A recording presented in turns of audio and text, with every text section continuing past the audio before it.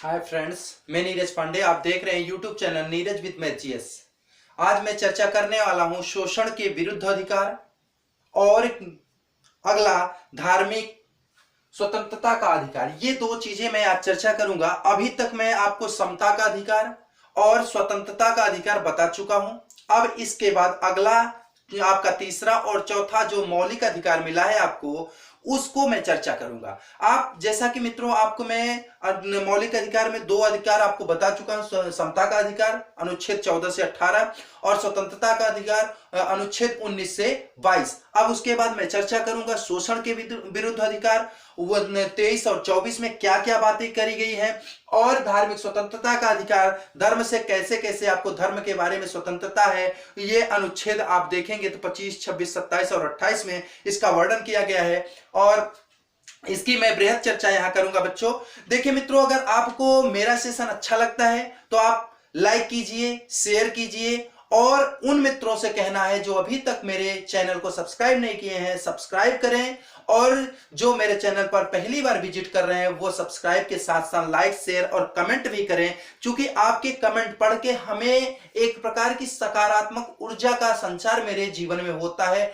तो मुझे लगता है कि मुझे इतने लोग, जैसे कि मैं आज उन सभी सब्सक्राइबरों का बहुत बहुत आभार प्रकट करता हूं जो जिन्होंने मेरे स्वतंत्रता के अधिकार वाले दूसरे पार्ट पे, जो दूसरा पार्ट पे मैं वीडियो बनाऊं, उस पे 19 सब्सक्राइबर, मुझे एक वीडियो पे 12 मिनट के वीडियो पे 19 सब्सक्राइबर मिले हैं। उन सभी 19 सब्सक्राइबरों को मैं बहुत बहुत बधाई देता हूं और साथ में उनका धन्यवाद ज्ञापित करता हूं। और मैं विशेष रूप से अपने एक बालक अनित शुक्ला का विशेष रूप से धन्यवाद ज्ञापित करता हूं, चूंकि मेरे वीडियो को अपलोड करने में, थंबनेल बनाने में, इन सब में उनका अहम योगदान रहता है। इसलिए मैं उनको विशेष रूप से धन्यवाद ज्ञापित करता हूं और मैं ये चाहता हूं कि वो इसी प्रकार से मेरा मदद करते रहें और मैं आप लोगों का मदद करता रहूं। एक दूसरे के मदद से क्या होता रहेगा, आदान प्रदान शिक्षा का होता रहेगा, और यही क्या है, हम लोगों का उद्देश्य है। अनित भी यही चाहता है कि हम और बेहतर करें, जिससे कि ज्यादा से ज्यादा लोग जुड़े और ज्यादा से ज्यादा लोग इसका लाभ पाएं। देखिए मित्रों, मैं चर्चा करता हूं इस पर। अब ये है, लिखा है शोषण, आपको दिख रहा होगा, शोषण के विरुद्ध अधिकार अनुच्छेद 23 और अनुच्छेद 24 में इसकी चर्चा की गई है। शोषण का मतलब किसी को क्या किया जाए, सताया जाए, वही होता है शोषण। तो पहला क्या है, अनुच्छेद 23 में क्या है, मानव के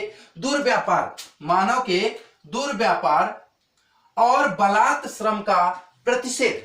क्या कहा गया कि मानव के दुर्व्यापार, जैसे मानव का दुर्व्यापार किया जाता है, देह व्यापार मान लीजिए, या मानव को मानव तस्करी की जाती, मानव को खरीदा जाता है, बेचा जाता है, इन सब के लिए। और क्या है, बलात् श्रम मतलब जबरदस्ती कार्य करवाना, कह सकते हैं बंधुआ मजदूरी। इस प्रकार की व्यवस्था को क्या किया गया है, आपसे अगर कोई बलात् श्रम करवा रहा है, जबरदस्ती काम करवा रहा है, तो आप उसका प्रतिषेध कर सकते हैं। आपके पास फंडामेंटल राइट है आर्टिकल 23 के तहत।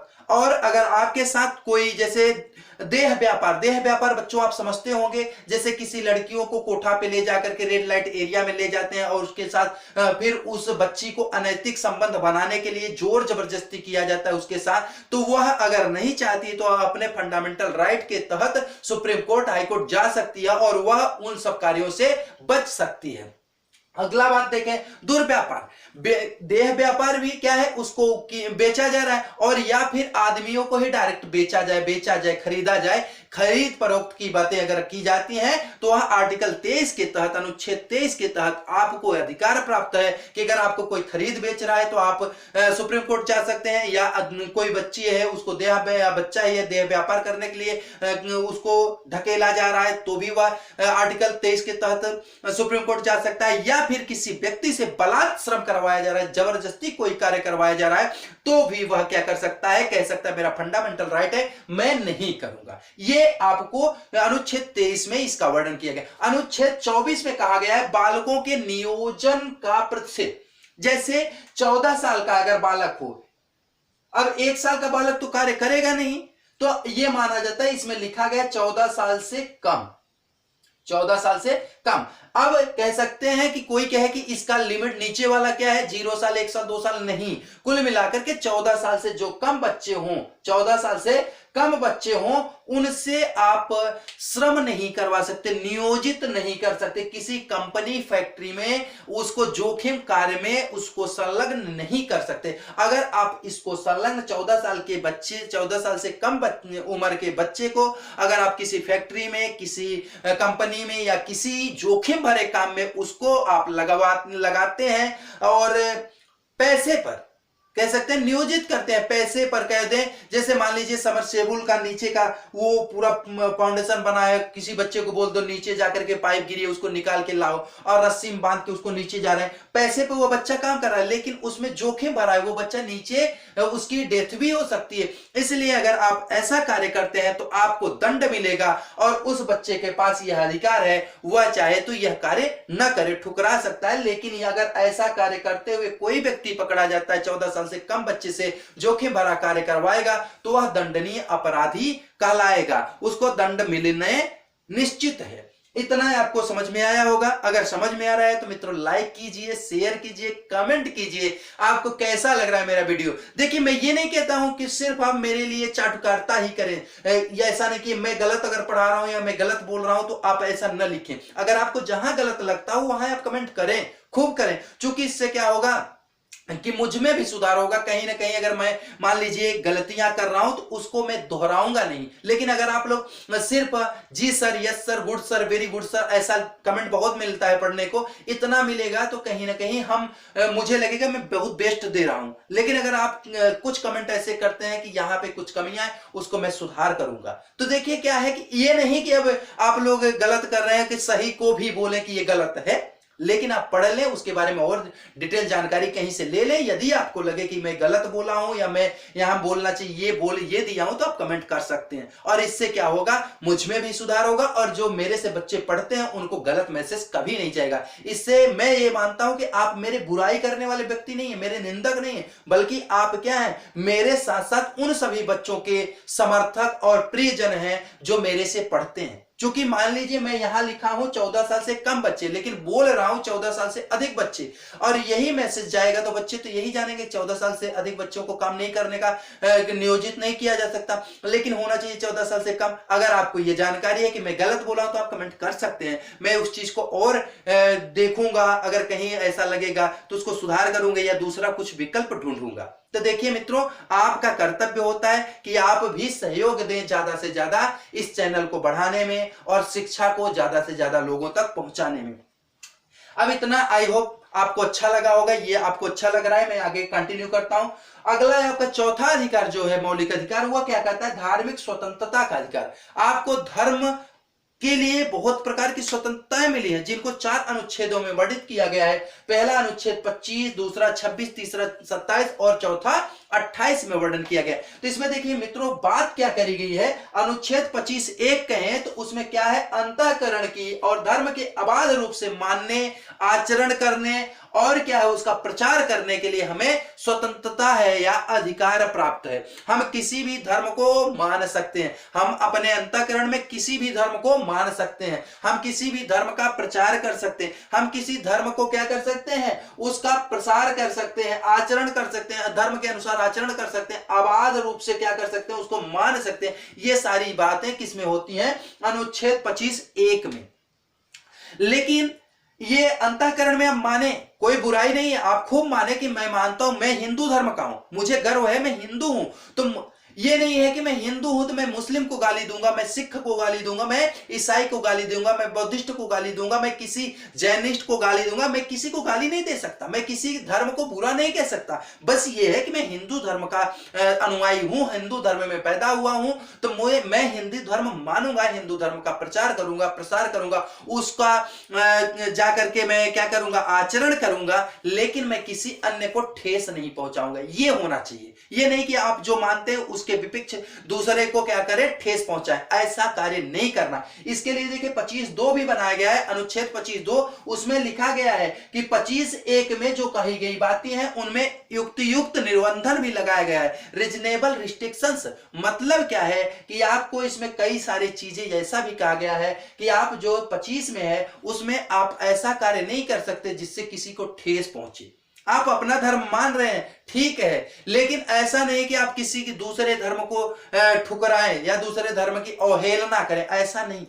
आप जैसे अपना धर्म, जैसे एग्जाम्पल के तौर पे मैं मानता हूं कि मैं हिंदू धर्म का अनुयायी हूं, मेरे घर में पूजा पाठ हो रहा है और बगल में किसी की अर्थी जा रही, तो ऐसा नहीं कि हम अपना धर्म मानते हैं तो हनुमान चालीसा लगा के उसके अर्थी के ऊपर से एकदम बाजा वाजा लगवा देंगे, ऐसा नहीं। उससे क्या होगा, उस व्यक्ति के दिल में दुख चल रहा है और दुखित होगा कि देखिए ये हिंदू धर्म के अनुयायी हैं, मेरे साथ अनर्गल कर रहे हैं, तो ऐसा नहीं करना है। और बातें अगर करें तो देखिए इसमें 2-3 प्रकार की रिस्ट्रिक्शंस लगी हुई है, जैसे कह सकते हैं उससे हमारी लोक व्यवस्था भी नहीं बिगड़नी चाहिए। ऐसा कोई कार्य हम ना करें जिससे, जैसे हिंदू धर्म के अनुयायी हम हैं तो हम मान लीजिए कि कांवड़ यात्रा निकाल रहे हैं, तो कांवड़ यात्रा के समय हम ऐसे डीजे बाजा निकाल दें कि पूरा रोड घेर करके चल दें और रोड पे लोगों को चलने के लिए व्यवस्था नहीं, तो वहां लोक व्यवस्था आहत होगी, लोगों के लिए आने जाने की व्यवस्था बाधित होगी, तो ये कष्ट हो रहा है, इसलिए वहां आपके ये अधिकार को सीमित किया जाएगा। आपको कहा जाएगा आप आधे सड़क से चलिए,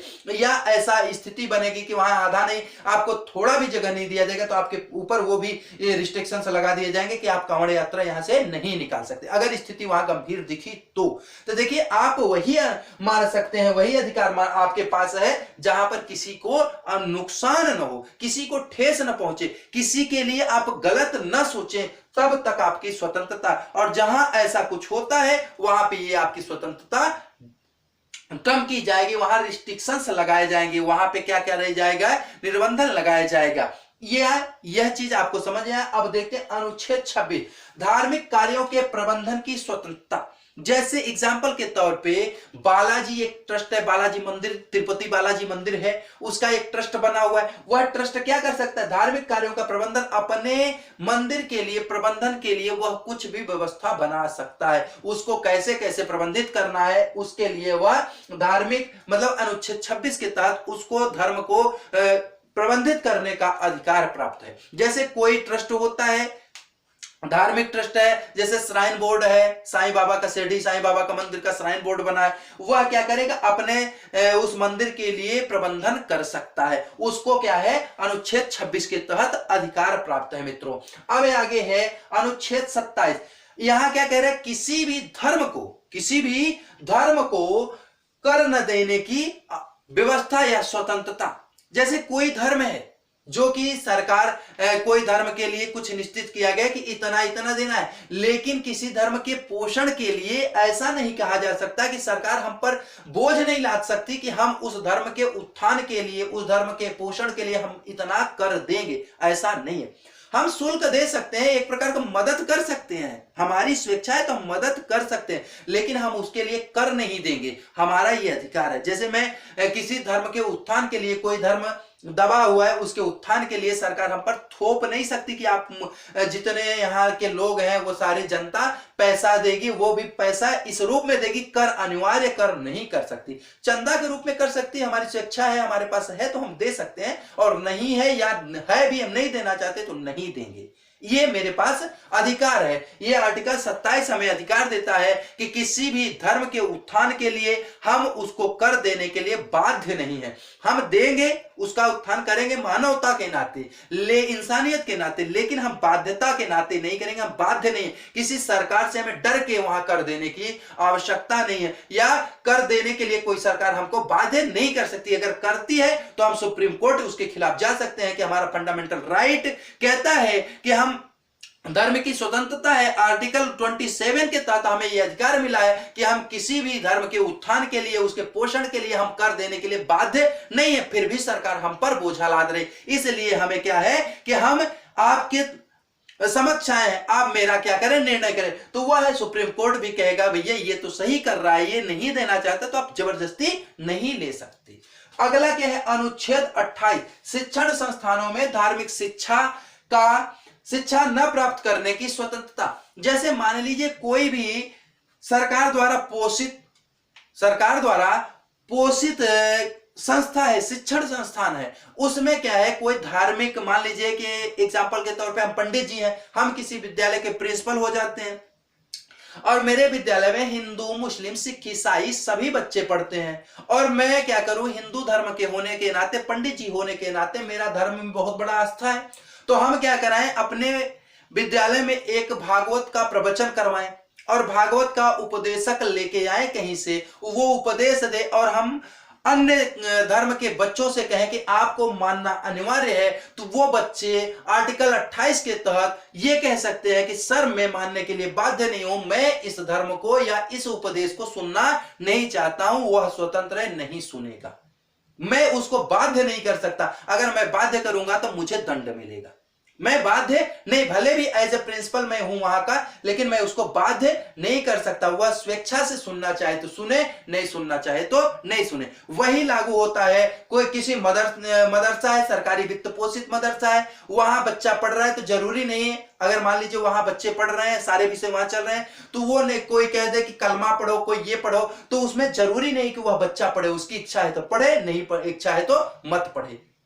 कुरान पढ़ने के लिए कुरान का अनिवार्यता करे तो ऐसा अनिवार्य नहीं है, यह अधिकार आपको देता है। आई होप आपको यह वीडियो अच्छा लगा होगा, और अगर अच्छा लगा हो तो लाइक कीजिएगा, कमेंट कीजिएगा, शेयर कीजिएगा, और अभी तक अगर सब्सक्राइब नहीं किए हैं तो प्लीज सब्सक्राइब कीजिएगा और बेल आइकन दबाना मत भूलिएगा, जिससे मेरी लेटेस्ट वीडियो आप तक पहुंचती रहे और आप भी इससे लाभान्वित हों और साथ में और लोगों को लाभान्वित कराने में आप मदद करें।